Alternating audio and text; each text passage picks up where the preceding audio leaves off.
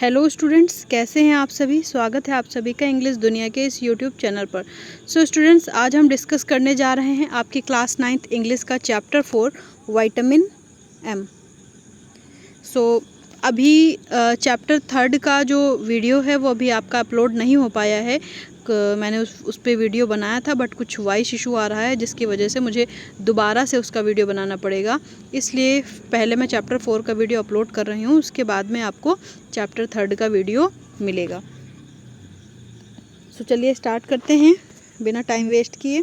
Channel पर नए हैं तो सब्सक्राइब कर लें, बेल आइकन को प्रेस कर दें ताकि आने वाले वीडियोज़ की नोटिफिकेशन आप तक पहुँचते रहें।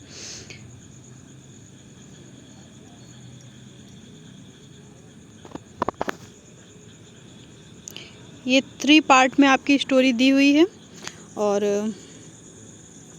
ये जो वीडियो है अभी आपको पार्ट 1 का मिल रहा है। पार्ट 2 और पार्ट 2 का वीडियो आपको पार्ट 2 और पार्ट 3 का वीडियो आपको लेटर बाद में प्रोवाइड करा दिया जाएगा। सो चलिए स्टार्ट करते हैं। पार्ट 1। आई विश शेड रवीज़ मदर। रवि की माँ ने कहा कि मैं ऐसा विश करती हूँ, ऐसी चाह रखती हूँ। Hurriedly putting some green red and orange tablets on a saucer. कुछ हरी और रेड और ऑरेंज कलर की जो टैबलेट्स थी उनको सॉसर में रखते हुए उन्होंने कहा that somebody would invent a memory vitamin M. जैसे कि विटामिन ए की विटामिन बी, इस तरह से डिफरेंट विटामिन्स आती हैं। तो इन्होंने कहा ऐसी कोई विटामिन एम नहीं आती ना, तो इनकी मदर कहने लगी कि काश कोई विटामिन एम भी बना दे। विटामिन एम किस चीज़ के लिए बना दे? मेमोरी के लिए।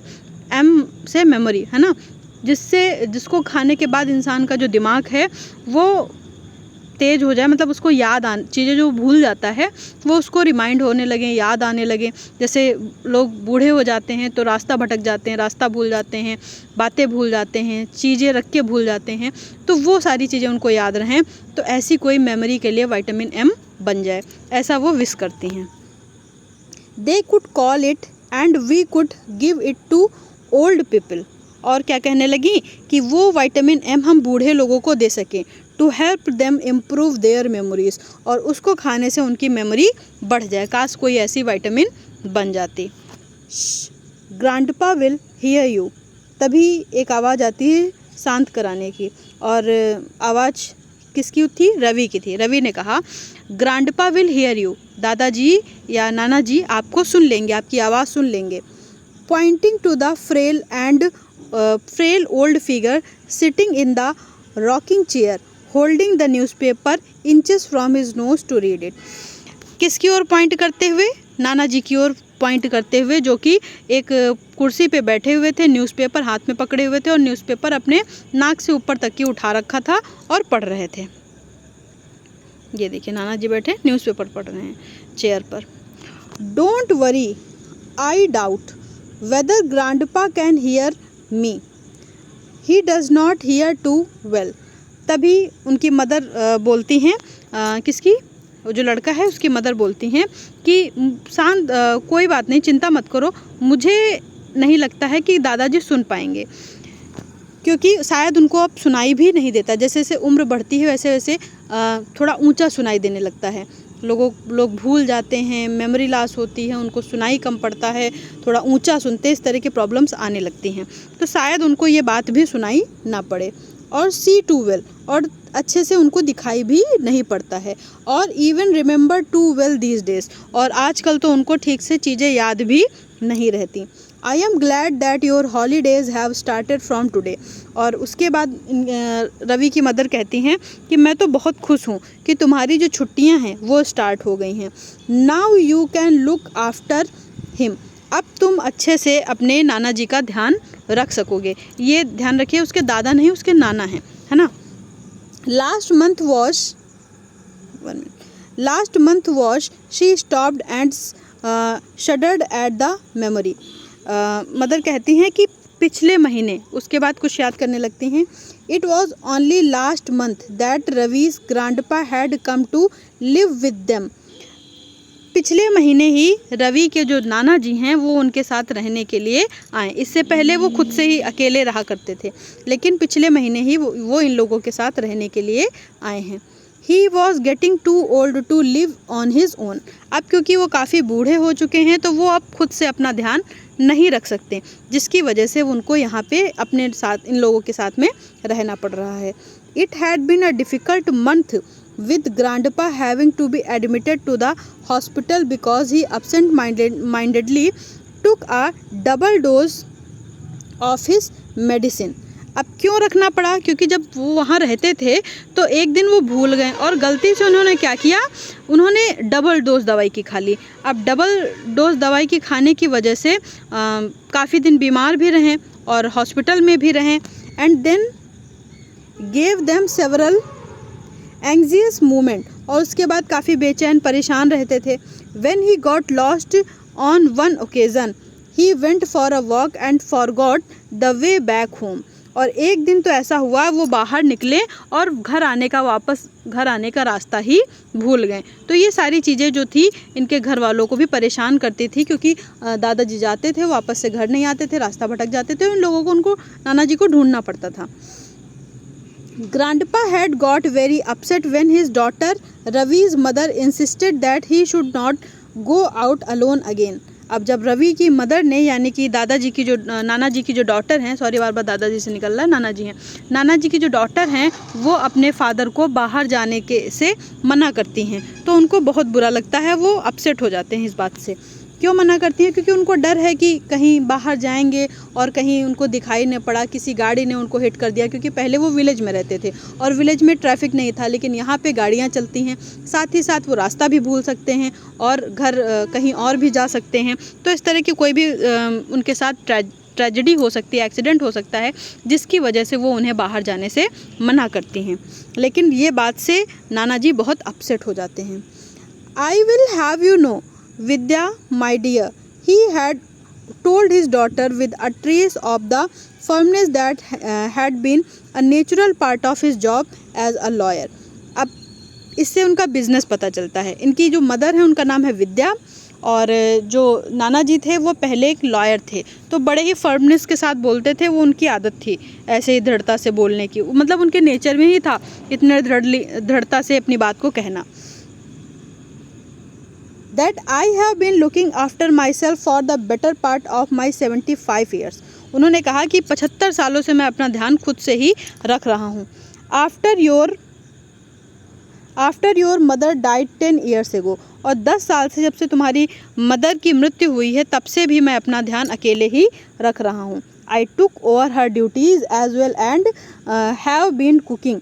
तब से मैंने तुम्हारी माँ की भी जगह संभाल ली, मैंने कुकिंग भी की, शॉपिंग भी की, मतलब पूरे घर का सारा काम संभाल लिया जो एक मदर करती थी वो भी, और अपना तो वो काम करते ही करते थे।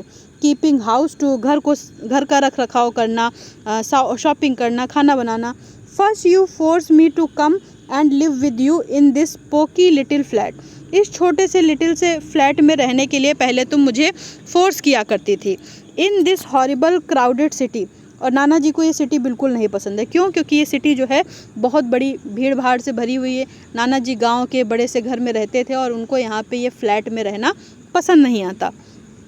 And then you think you have the right to forbid me to go out on my own. तो पहले तो इतने क्राउडेड सिटी में छोटे से घर में तुम्हारे मुझे रहना पड़ रहा है, छोटे से फ्लैट में रहना पड़ रहा है, और उसके बाद भी तुम मुझसे ये उम्मीद करती हो कि मैं बाहर घूमने भी ना जाऊं, उसमें भी तुम मुझे रोकती टोकती हो। और इतने सालों से मैं अपना ध्यान खुद से रख रहा था, तब तो मुझे कोई प्रॉब्लम नहीं। ऐसा कर करके नाना जी गुस्सा करने लगे।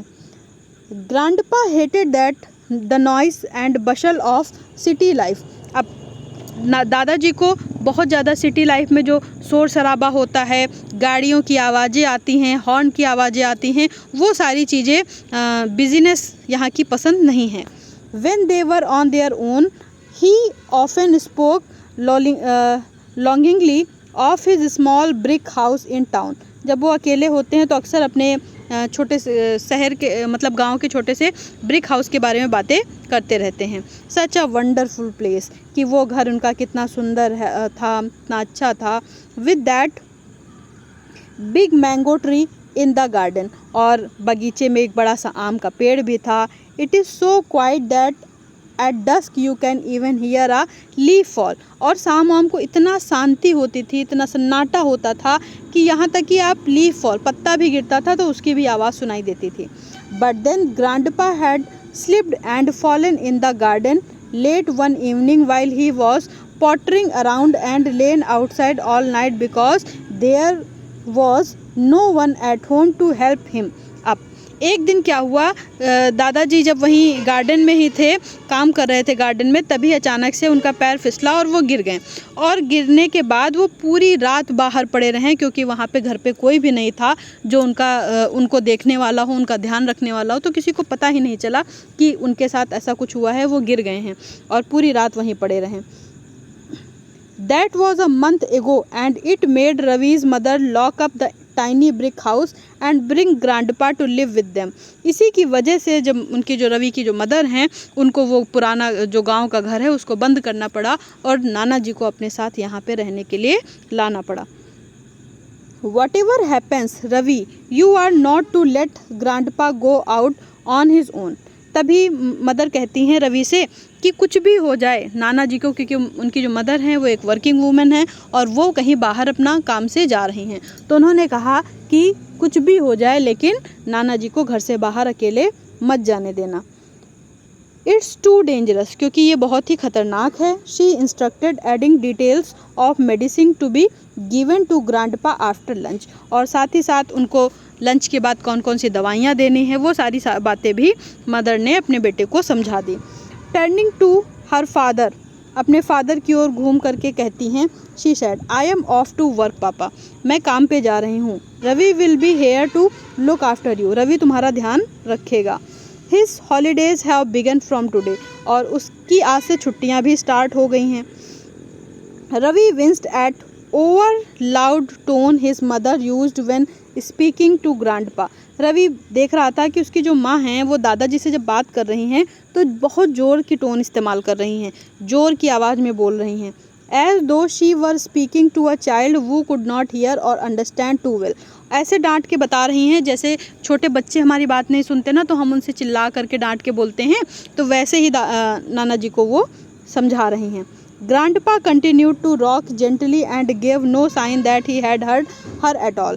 दादाजी बढ़िया मस्त एकदम से बैठे हैं, वो उन्होंने बिल्कुल ऐसा फील ही नहीं कराया जैसे कि उनको उनकी बात कुछ सुनाई भी पड़ रही है। उन्होंने ऐसे इग्नोर किया जैसे कि उनको कुछ सुनाई ही नहीं पड़ रहा है। Don't worry mama, Ravi promised, looking at his mother. अपनी माँ को देखते हुए, उनका जो परेशान चेहरा था उसको देखते हुए उसने कहा, मम्मा चिंता मत करो, मैं वादा करता हूँ कि मैं इनका अच्छे से ध्यान रखूँगा। He felt sorry for her, you go to work, आप अपने काम पे जाओ। Grandpa will be fine at home with me, नाना जी मेरे साथ यहाँ घर पे अच्छे से फाइन रहेंगे, सुरक्षित रहेंगे। शैल वी प्ले चेस और watch the cricket match on TV grandpa. तभी रवि पूछता है अपने नाना जी से कि क्या हम चेस खेलें या फिर क्रिकेट मैच देखें या फिर टीवी पर कुछ करें। Ravi ask after his mother left, जब माँ चली जाती हैं तो रवि अपने नाना जी से पूछता है कि हम चेस खेलें या फिर टीवी देखें, कुछ करें। Grandpa played a great game of chess, जो नाना जी हैं वो चेस बहुत अच्छा खेलते हैं। वेरी कूल एंड कनिंग, काफ़ी कूल हैं, काफ़ी कनिंग है इसमें, काफ़ी चतुर हैं। And Ravi found that his own game had improved greatly ever since grandpa had come to live with them. और जब से नाना जी इनके साथ रहने आए हैं तब से रवि का भी गेम काफ़ी इम्प्रूव हो गया, उनके साथ खेल खेल के काफ़ी चीज़ें वो सीख रहा है चेस में। That's the opening move Karpov made when he played against the computer, he would tell Ravi as he moved a piece, or you are making the same mistake that Bobby Fischer made in his historic match against Spassky। अब दादाजी जो नाना जी हैं वो different games में अलग अलग लोगों ने जो अच्छा खेला था उसके बारे में, जिन्होंने जो गलत खेला था, जो जैसे बॉबी फिशर ने जो मिस्टेक्स की थी वो सारी मिस्टेक तुम कर रहे हो, इस तरह के अलग अलग हिस्टोरिकल नाम ले करके ये भी कहते रहते हैं कि तुम उनकी तरह ये मिस्टेक कर रहे हो या तुम उनकी तरह ये अच्छा कर रहे हो, ऐसे भी करते रहते हैं। ये नाम याद रखिएगा, हो सकता है पूछ लें। How can he remember all those thousands of chess game and still forget the names of people he meets often, Ravi wondered. तभी रवि जब ये सब बातें सुनता है नाना जी से तो उसको बड़ा ही वो आश्चर्य होता है कि पुरानी इतनी सारी बातें नाना जी को याद हैं, और हाल ही में जिन लोगों से वो मिले हैं उनके नाम भूल जाते हैं, घर का रास्ता भूल जाते हैं, लेकिन गेम के कितने सारे टेक्निक्स उनको याद हैं, वो ये कभी नहीं भूलते। कई सारे लोगों की पुरानी बातें, कई सारे एग्जाम्पल्स उनको अच्छे से याद रहते हैं, उनको ये कभी नहीं भूलते। तो इस चीज़ को लेकर के कि मतलब कुछ चीज़ें भूलते हैं, कुछ चीज़ें नहीं भूलते हैं, इस चीज़ को लेकर के उसको बड़ा आश्चर्य होता है। You set out the chess board said grandpa putting his paper down. उनसे कहते हैं कि तुम पेपर रखते हुए कि तुम चेस बोर्ड के पास बैठो। I will just walk across to the corner shop to see if the Tamil newspaper has arrived. मैं बस पास ही की दुकान में जा रहा हूँ देखने के लिए कि तमिल न्यूज़पेपर आया कि नहीं आया। तब तक तुम चेस बोर्ड बिछाओ, मैं अभी आता हूँ। Papa usually buys you the Tamil paper on his way home. पापा तो जब घर आते हैं वापस तब आपके लिए तमिल न्यूज़पेपर लेकर के आते हैं। But if you want it immediately, लेकिन फिर भी अगर आपको तुरंत चाहिए, I will go now and buy it for you, Ravi offered. तो कहता है कि मैं जाकर के आपके लिए न्यूज़पेपर लेकर आता हूँ। I hope you are not going to be as tiresome as your mother, Ravi. तो नाना जी कहते हैं कि मैं ये आशा करता हूँ कि तुम अपनी मदर की तरह मेरे साथ बिहेव नहीं करोगे, उस तरह की बातें नहीं करोगे। Treating me like a baby, मुझे बच्चों की तरह ट्रीट नहीं करोगे जैसे तुम्हारी मदर ट्रीट करती हैं। Has she told you not to let me go out on my own, क्या तुम्हारी माँ तुमसे कह के गई हैं कि मुझे अकेले बाहर मत जाने देना।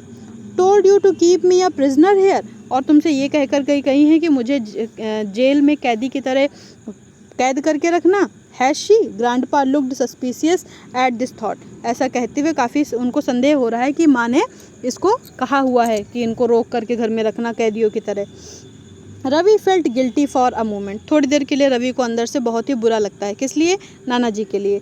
देन क्विकली रिकवर टू से loyally, of course not grandpa, लेकिन कहता है कि नहीं, उन्होंने मुझसे ऐसा कुछ नहीं कहा है। Mama would never treat you like a baby, mama आपको कभी भी बेबी की तरह ट्रीट नहीं करती हैं, और प्रिजनर की तरह तो बिल्कुल नहीं। Good, said grandpa craftily, then you will have no objection to my going out, तो फिर तुमको मुझे बाहर जाने देने में कोई ऑब्जेक्शन नहीं होना चाहिए। He picked up his beautiful shiny black mahogany walking stick, mahogany की लकड़ी का बना हुआ एक वॉकिंग स्टिक है, with a brass handle, जिसका ब्रास का हैंडल है, of an eagle head, eagle head की तरह। Put on his bright yellow cap, एक अपनी पीली सी येलो कलर की कैप पहनते हैं।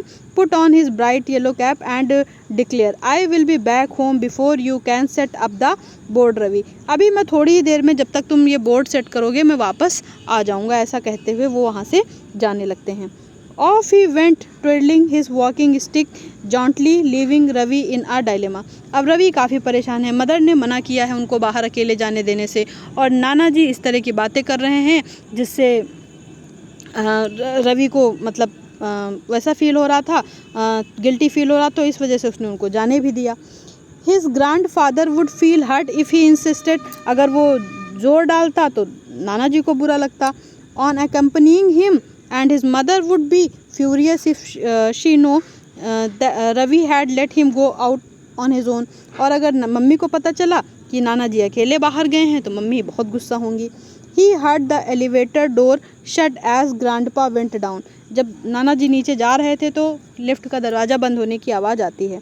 Ravi decided he would follow grandpa secretly, Ravi ने डिसाइड किया तो वो चुपके से उनका पीछा करेगा। अ सेफ डिस्टेंस, उनसे काफ़ी दूरी बना के रखेगा जिससे उनको वो उसे देख ना सकें।